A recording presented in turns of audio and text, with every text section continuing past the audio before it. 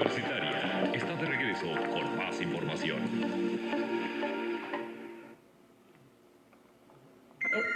Te presentamos la entrevista del día. Estamos de regreso en Conexión Universitaria y pues agradecemos que esté con nosotros el especialista en nutriología Pablo Cermeño Ugalde, docente de la Facultad de Enfermería y Nutrición, para hablarnos de la importancia del nutriólogo clínico. Él precisamente se desempeña como especialista en nutriólogo clínico, es especialista en nutriólogo clínico. Bienvenido, muchísimas gracias por permitirnos estar aquí en este espacio y por darse el tiempo de acudir a Conexión Universitaria. ¿Cómo se encuentra? Gracias a ustedes y a ti, Lupita. Bien, todo bien.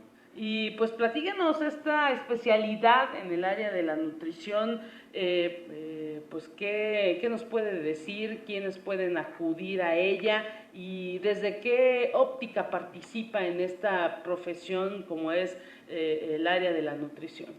Sí, claro. El especialista en nutriología clínica desde inicio o es un médico o es un nutriólogo, hablando académicamente. Y pues en realidad, ¿qué es lo que hace el nutriólogo clínico?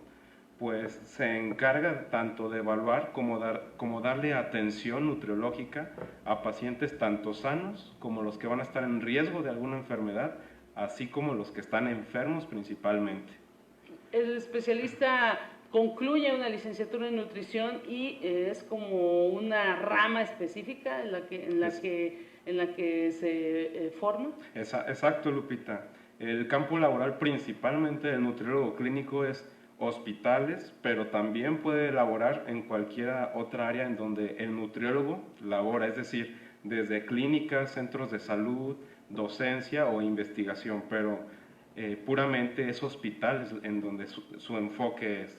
Y en base a esto que nos comenta, que es la labor del nutriólogo clínico, le preguntaría al doctor Pablo Cermeño Ugalde, ¿por qué es importante que también los pacientes respetemos lo que los doctores nos digan, ¿no? Luego van las visitas, te traje una torta de cajeta o te metí tu postre favorito cuando se está en recuperación o cuando se van a preparar para recibir una operación. Hay que hacerle caso a los doctores, ¿verdad? Claro, sí, de hecho la idea es trabajar en conjunto, no nada más con los médicos o doctores, sino con los de enfermería o algo más nuevo es con los fisioterapeutas. Ajá. Y bueno, la importancia o lo que marca algo la diferencia en el nutriólogo clínico al nutriólogo es que, bueno, abarca también todas las edades, desde un neonato, que un neonato es un recién nacido o alguien que tiene hasta 28 días de edad, hasta un adulto mayor, o sea, se incluye un adulto mayor. Ajá. Un adulto mayor es alguien que tiene en México más de 60 años. Excelente. Y la importancia o lo que marca la diferencia es que el nutriólogo clínico vea lo que son pacientes quirúrgicos, que son pacientes que tienen o van a tener alguna cirugía, Sí. pacientes oncológicos que tienen cáncer, pacientes que tienen alguna insuficiencia renal, un problema en el riñón o un problema hepático, o inclusive los que tienen cirugías bariátricas. No sé si hayamos luego escuchado lo que es el famoso bypass, que es una Y de Rhodes, o hasta llega a estar en terapia intensiva, en la unidad de cuidados intensivos, viendo pacientes críticos. Y bueno, algo que hay que mencionar es que también se encarga de los pacientes que tienen una poca ingesta o nula ingesta alimentaria, o que no pueden por una otra condición comer, en pocas palabras. Sí. Entonces, tenemos que dar lo que es la nutrición por vía enteral, esa es una vía de acceso, o por vía parenteral. No sé si les ha tocado que luego en los hospitales algunos pacientes llegan a tener unas sondas o unos tubitos en la nariz o en la boca. Eso es una sonda, es un tipo o una vía de acceso. Y la nutrición parenteral, que es algo aquí en San Luis un poco más novedoso para los nutriólogos. Sí. Antes lo hacían los médicos, sobre todo son unas preparaciones de nutrición en donde luego antes a los médicos que castigaban a los residentes los ponían a hacerlos, y a los nutriólogos es lo que nos gusta hacer porque muy pocos nutriólogos clínicos o nutriólogos lo saben hacer. Y una nutrición parenteral es una nutrición por una vena. Sí. Y me imagino que debe ser más pues delicado el asunto de alimentarte, porque estamos acostumbrados a comer masticando con nuestra Claro. boca, con nuestros dientes, a través de nuestra saliva y tragar, pero cuando no se puede hacer por alguna enfermedad o por alguna situación específica, pues hay que hacerlo de otra forma. No Claro. puede estar el cuerpo sin alimento. Exacto, y como lo dicen, el cuerpo no puede estar sin alimento. El común denominador de todas estas enfermedades que mencioné o condiciones es que llegan a ser pacientes con desnutrición o riesgo de desnutrición.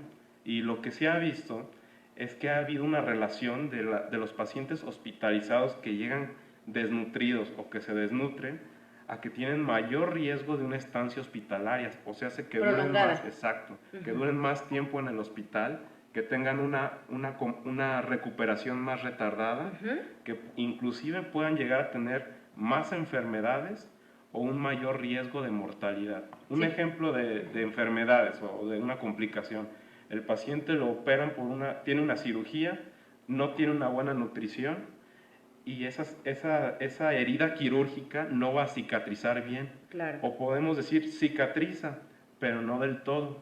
Y eso se le llama dehiscencia, o sea, hace que se abre esa sutura, por decirlo de una manera. Ajá. Sí. Y le quería preguntar también, doctor, en ocasiones, o cómo sabemos que estamos nutridos, porque después creemos que porque el clásico de, oye, las abuelitas, no, ese niño está muy flaco, no come, o no está nutrido. Sí. Hay como estas ideas, ¿no?, que teníamos antes. Sí, bueno, en realidad pues se tiene que evaluar, hacer unas mediciones. Ya hay desde básculas electrónicas que se llaman de bioimpedancia, hasta aparatos o equipos que se utilizan manualmente. Ahorita que mencionabas lo del estado, de que si está nutrido o no, antes mencionaban si veían a un niño, vamos a decirlo, que con un peso de más, decían, tu niño es sano, ¿no? Sí. Bueno, hablando hospitalariamente, tanto una persona que tiene un bajo peso como una persona que tiene sobrepeso o obesidad, tiene mayores complicaciones a que si está en su peso. Claro. Ahorita sabemos que en México somos el segundo lugar en sobrepeso u obesidad, Sí. según datos de una encuesta que se llama la ENSANUD, Encuesta Nacional de Salud y Nutrición. Y en niños somos el primer lugar a nivel mundial. En niños. En niños. ¿Hasta de qué edades? ¿Hasta los 15? ¿Adolescencias? Pueden entrar como a los adolescentes en otra rango. etapa, exacto. Y ya después de los 18, que ya viene siendo ya el adulto joven. ¿Y de niños estamos hablando desde qué edades, doctor? Pueden ser de los 2 a 3 años. Pues la verdad es que Un nos asunto pone de educación, ¿no? el cabello de punta, ¿no? Escuchar esto. Exacto. Y ante ello, bueno, pues tenemos que recurrir a los especialistas, a ustedes, a los nutriólogos. Sí, algo muy común que luego llega a suceder es que las personas llegan a preguntar que si el nutriólogo, cuando van a consulta, da medicamentos. Sí. Y bueno, la realidad es que pues no podemos y no debemos. Sí. Así que es puramente con la alimentación para lo que es el control del peso. Sí. Entonces, bueno, ahorita mencionando lo del estado nutricio, que el bajo peso, el sobrepeso, pues ha habido estudios en donde marca que en pacientes en terapia intensiva les ha ido mejor a los que tienen un poquito más de peso. No quiere decir que estoy recomendando que hay que tener un poquito más de peso. Sí, exacto. Lo ideal es que estemos en nuestro peso. Sí. Pero también, como mencionaba antes, tanto el que tiene mucho peso como antes tiene más complicaciones. Un ejemplo, el que tiene un peso excesivo. Ajá. Empieza a tener problemas de la glucosa, que luego le llegan a decir del azúcar, ¿no? Sí. O empiezan a tener descontroles.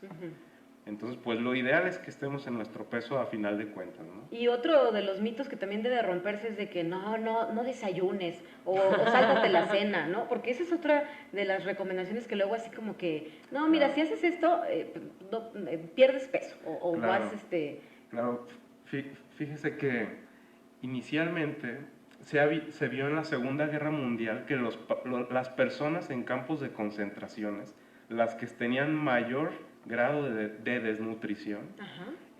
al crecer, es decir, personas jóvenes que estuvieron en la Segunda Guerra Mundial, al haber crecido, los checaron de su peso y demás, y eran esas personas las que tenían más severidad de desnutrición, las que más peso tenían y más enfermedades. Ok. Lo que quiero dar a entender es de que si nosotros no desayunamos con la idea de no subir de peso, vamos a cambiar nuestra genética para que en nuestra adultez tengamos una predisposición a ganar mayor peso. Okay. Por eso también es muy importante lo que los padres dicen sobre la comida a los hijos, ¿no? Porque ya me ha tocado escuchar así de, niña, estás bien gorda, o niña, no comas esto. O sea, en ese sentido de atemorizar a que la comida te hace daño, cuando en realidad la comida te nutre. Claro, y más en esa edad yo creo, porque pues están formando lo que son las conexiones neuronales, es decir, que intervienen con el aprendizaje y además son personas que están en crecimiento, ¿no? Y en desarrollo del cuerpo. ¿A qué edad, doctor, o en qué ámbito tenemos que tener como papás o como tíos, hermanos, parientes, ese gusto entre los niños o cultivar ese gusto por la comida sana, ¿no? Que si te comes tu lechuga, tu zanahoria, tus papas, el arroz, pues simplemente ahora se observa que no quieren los menores comer verduras y los papás no se las dan. No, porque el niño no quiere, porque el niño manda. Claro, bueno, pues la nutrición en realidad inicia desde uno que está en el vientre, ¿no? Desde el embarazo. Lo que come la madre le llega a afectar o a beneficiar al que está en el vientre, ¿no? Ajá. Y luego posteriormente ya es con lo que es la lactancia o la leche materna, ¿no? Sí. Hay condiciones en donde no se puede dar lactancia materna y para eso están las famosas fórmulas y dependiendo de la situación también se pueden utilizar, porque sí están un poco, por decirlo, satanizadas las fórmulas y en ciertas condiciones como lo son errores innatos del metabolismo, es decir, algún problema genético, nos tenemos que apoyar, ¿no? Ajá. Pues mucho que saber, ¿no? Alrededor de la nutrición para evitar ese gasto que a futuro se puede presentar, que ya México lo está teniendo, por enfermedades que se derivan de esta mala nutrición que tenemos. Exacto, sí, lo ideal es que hubiera, un nutriólogo en los hospitales por cada piso o por cada área, es decir,